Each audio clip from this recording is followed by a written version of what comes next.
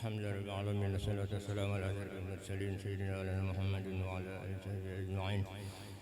Subhanaka la ilma lana illa ma 'allamtana innaka antal alimul hakim wa la hawla wa la quwwata illa billah. Rabbi ishrah li sadri wa yassir li amri wahlul 'uqdatam min lisani yafqahu qawli. Amin. Bismillahirrahmanirrahim. Qala al-mu'allif rahimahullah ta'ala nafa'na bihi wa bi ilmihi fid dharain amin. Ahmadu man istafa min ibadihi man syaa bil wilayah wa khassasahu bihamdi asrarih وجد منه إليه بسابق العناية وأشكره أن من علينا بالإيمان بما جاء به الأنبياء والأولياء من أسراره الربانية ووفقنا لمتابعة سنته البهية السنية وأصلي وأسلم على من سجد له الملك وفي ظهر أبيه السوري وعلى آله وصحبه بتابعهم وتابعهم بالنبي النوري أما بعد. Wa ba'du, kemudian daripada itu maka berkatalah Syekh Siddiq Al-Madani Khalifah Sayyidi Syekh Sayyid Muhammad Ibn Abdul Karim Al-Qadiri Al-Hasani As-Saman Al-Madani radhiyallahu an.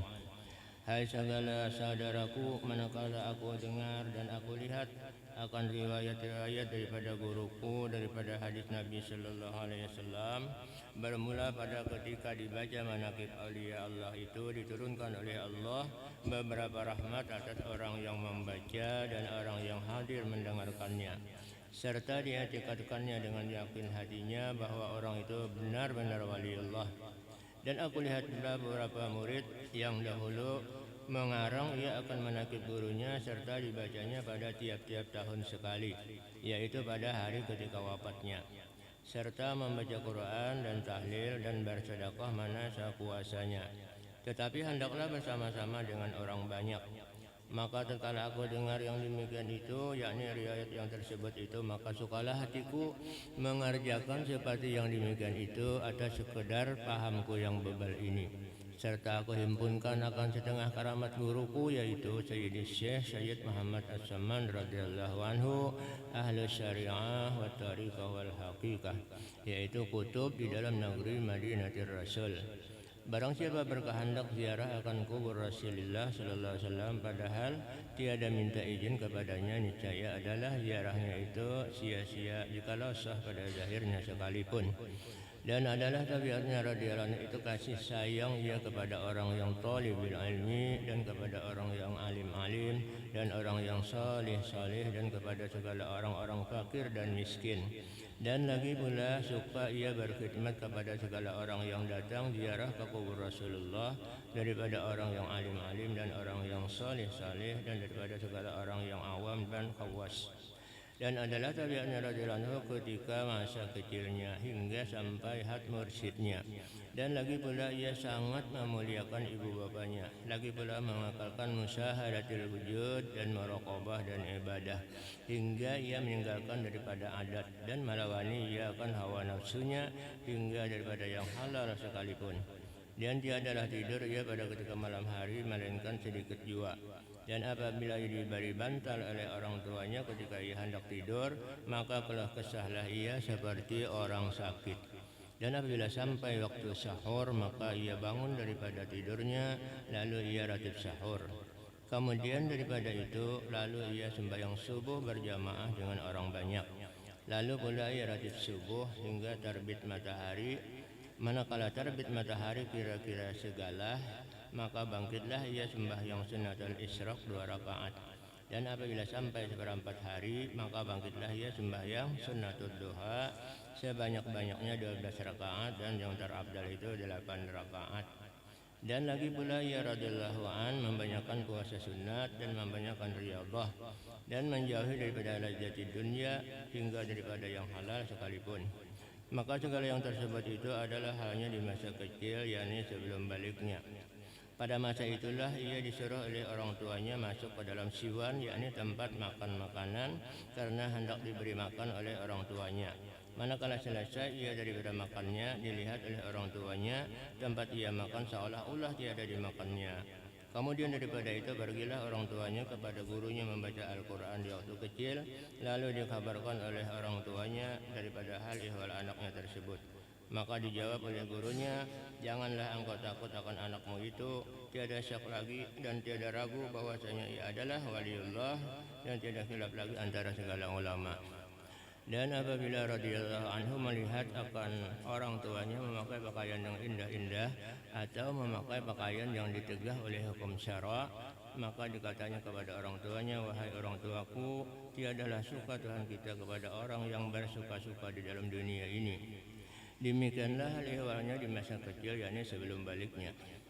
Syahdan adalah halnya Tuan Syekh Said Muhammad Saman itu selalu di dalam zikrullah siang dan malam, dan ia suka ujlah, artinya menjauhi daripada bercampur dengan manusia dan masuk khalwat dan melazimkan ziarah kabaki, yakni tempat kuburan segala istri Nabi Muhammad sallallahu alaihi wasallam di dalam negeri Madinatul Rasul serta berhampiran dengan masjidnya pada tiap hari. Lalu ia berzikir dan membaca Quran di tempat itu. Dan adalah radhiyallahu anhu itu pada ketika bidayahnya, yakni pada permulaan dia menjalani akan jalan thariqat dan hakikat, ia memakai pakaian yang indah-indah. Kemudian datanglah Tuan Syekh Sayyid Abdul Qadir Al-Jailani membawa baju jubah putih, padahal Tuan Syekh Sayyid Muhammad As-Saman di dalam khalwatnya, maka dipakaikanlah oleh Tuan Syekh Sayyid Abdul Qadir Al-Jailani akan baju jubah itu kepada Tuan Syekh Sayyid Muhammad As-Saman radhiyallahu anhu. Maka cukuplah Tuan Syekh Sayyid Saman dengan baju jubah putih itu hingga sekarang. Dan kelakuan Tuan Syekh Sayyid Muhammad Saman pada ketika itu ia menyembunyikan akan ilmunya dan amalnya, hingga datang kepadanya perintah dari Hadratir Rasul menyuruh untuk menzahirkan akan ilmunya dan amalnya di dalam negeri Madinatul Rasul seperti kezahiran matahari pada ketika tengah hari. Kemudian datanglah beberapa orang daripada beberapa negeri sebab mendengar kabar tentang Tuan Syekh Sayyid Muhammad Saman di dalam negeri Madinatul Rasul. Maka banyaklah orang yang datang dari beberapa negeri untuk mengambil thariqat kepadanya. Dan orang yang datang kepadanya daripada raja-raja dan orang-orang kaya memberikan hadiah kepadanya seperti emas dan perak dan yang lainnya. Manakala sampai hadiah-hadiah itu kepadanya, maka dibagikannya kepada segala fakir dan miskin hingga habis tiada lagi tertinggal di dalam tangannya. Dan berkatalah Tuan Syekh Sayyid Saman radhiyallahu anhu kepada segala muridnya, jangan kamu mungkir kepadaku seperti sebagian ahli Madinah yang mungkir mereka itu kepadaku pada zaman sekarang, dari sebab sangat jahilku di dalam negeri Madinatul Rasul ini. Tiada seorang daripada awliya Allah yang sangat zahir pada masa ini di dalam negeri Madinatul Rasul seperti kezahiranku ini. Jikalau keluar aku daripada negeri Madinah ini, niscaya banyaklah orang Madinah ini yang tersesat. Dan setengah daripada wasiat Tuan Syekh Sayyid Muhammad As-Saman radhiyallahu anhu, barang siapa membaca Allahumma ighfir li ummati Sayyidina Muhammad, Allahumma arham ummata Sayyidina Muhammad, Allahumma astur ummata Sayyidina Muhammad, Allahumma ajbur ummata Sayyidina Muhammad 4 kali berturut-turut sesudah sembahyang subuh, niscaya ia masuk jumlah martabat fadilat wali kutub. Dan lagi kata Tuan Syekh sama-sama radhiyallahu anhu, tiadalah naik pangkat ini kepada Allah Subhanahu wa taala melainkan sebab aku mengakalkan membaca doa ini pada tiap selesai salat subuh 4 kali berturut-turut dengan tiada diselangi dengan perkataan dunia. Dan lagi wasiat Tuan Syekh sama-sama kepada segala muridnya, sugianya kamu membanyakkan syahwatul fuqara wal masakin wa mulazamatahum, yakni bersama-sama dengan mereka dalam segala hal.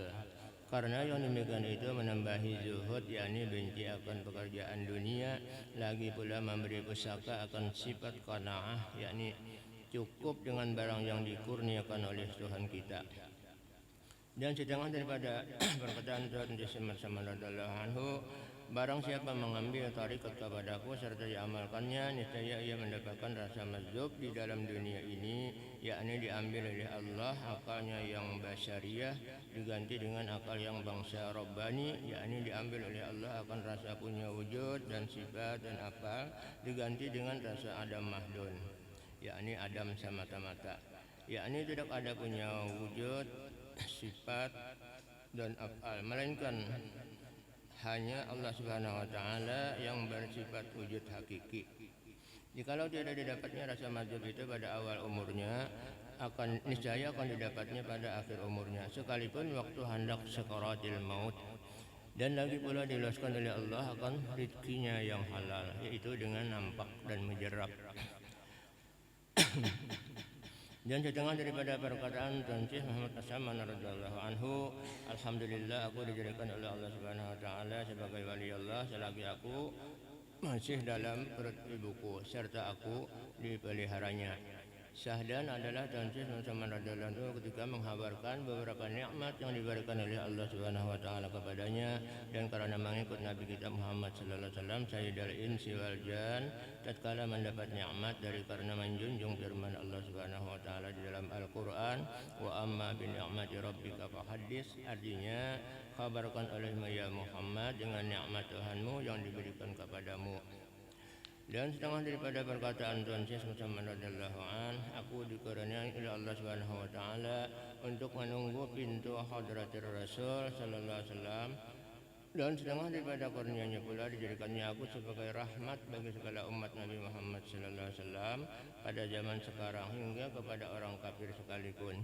Alhamdulillah aku tiada dijadikannya sebagai balak bagi mereka. Syahdan adalah yang tersebut dalam muhtasar ini setengah daripada karamatnya, dan jikalau engkau hendak mengetahui segala karamatnya yang lain daripada ini, maka lihatlah di dalam manaqib yang besar dari karena karamat Tuan Syekh Sayyid As-Saman itu tiada terhingga banyaknya, tetapi aku sebutkan dalam muhtasar ini hanya sebagian daripada karamatnya supaya senang bagi orang yang mendengarnya, lagi pula supaya turun rahmat atas orang yang membacanya dan orang yang mendengarnya. Seperti sabda Nabi sallallahu alaihi wasallam, inda dzikril auliya'i tanzilur rahmat, artinya ketika dibaca hikayat karamat aulia Allah itu diturunkan oleh Allah beberapa rahmat atas orang yang membacanya dan orang yang hadir mendengarkannya. Dan setengah daripada karamat Tuan Syekh Muhammad As-Saman yang dihabarkan oleh Muqran bin Abdul Mu'in dengan katanya, ketika aku berlayar ke negeri Hijaz, manakala aku sampai di tepi laut, aku lihat miga atau awan sangat hitam. Kemudian turunlah angin tufan hingga kapalku hampir karam, maka aku sangat takut sehabis-habis takut. Maka aku berdiri di haluan kapalku, lalu aku berteriak sehabis-habis suaraku, ya Saman, ya Saman, ya Saman, ya Mahdi. Maka tiba-tiba aku lihat ada dua orang berjalan di atas air datang ke kapalku, seorang memegang sebelah kanan dan seorang memegang sebelah kiri. Kemudian berhentilah angin tufan itu dengan berkat dua orang itu, serta sampailah aku ke negeri itu dengan selamat. Maka inilah sebagian daripada karamat Tuan Syekh Muhammad As-Saman ketika lagi hidupnya, supaya suka orang mendengar hikayat karamatnya. Dan jikalau engkau hendak mengetahui karamat dan akan karamat Tuan Syekh Muhammad As-Saman setelah wafatnya, maka semua itu tersebut dalam kitab Manaqibil Kubra. Dan setengah daripada karamat Tuan Syekh As-Saman yang didapat oleh Syekhuna wa Ustadzuna wa wasilatuna ilallah ta'ala al-arif billah Tuan Haji Muhammad Aqib bin Haji Hasanuddin di dalam negeri Palembang adalah fakir menanggung utang 1060 ringgit banyaknya, dan tidak ada satu jalan pun untuk melepaskan daripada utang fakir itu, dan fakir menanggung itu selama lebih dari 3 tahun. Karena itu fakir tiada ada pikiran lain siang dan malam selain memikirkan utangnya itu sampai mengeluarkan air mata. Hingga pada suatu hari fakir menangis dan berkata, jikalau Tuan Syekh Sayyid Muhammad As-Saman itu benar-benar kutub yang mempunyai karamat yang besar, niscaya Allah melepaskan aku daripada utangku ini. Maka setelah itu belum sampai setahun daripada perkataanku itu sudah dilepaskan oleh Allah Subhanahu wa taala daripada utangku itu berkat karamat Tuan Syekh Sayyid Muhammad As-Saman radhiyallahu anhu.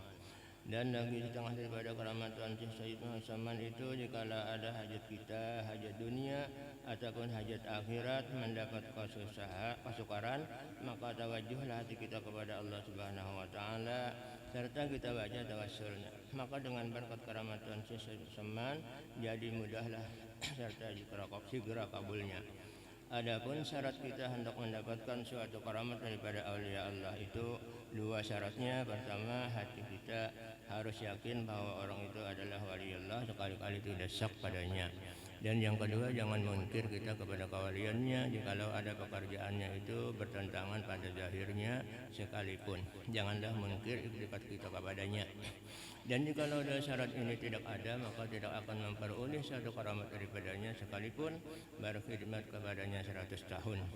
Sahdan adalah Tuan Syekh Sayyidina Saman itu dilahirkan pada tahun 1132 daripada hijrah Nabi sallallahu alaihi wasallam di dalam negeri Madinatul Rasul, dan diwafatkan pada tahun 1189 dari hijrah Nabi sallallahu alaihi wasallam hari Arba 2 Zulhijjah al-Mubarakah, dan dimakamkan di Baqi berhampiran dengan pekuburan segala istri Rasulullah sallallahu alaihi wasallam.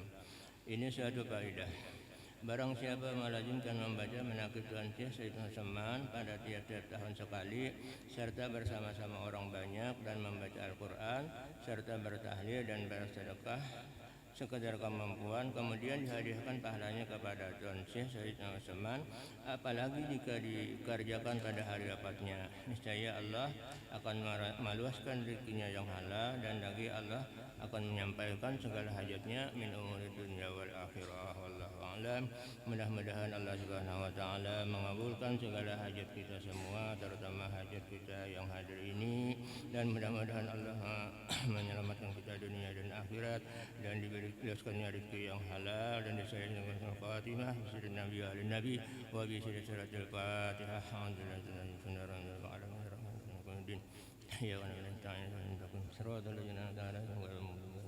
amin.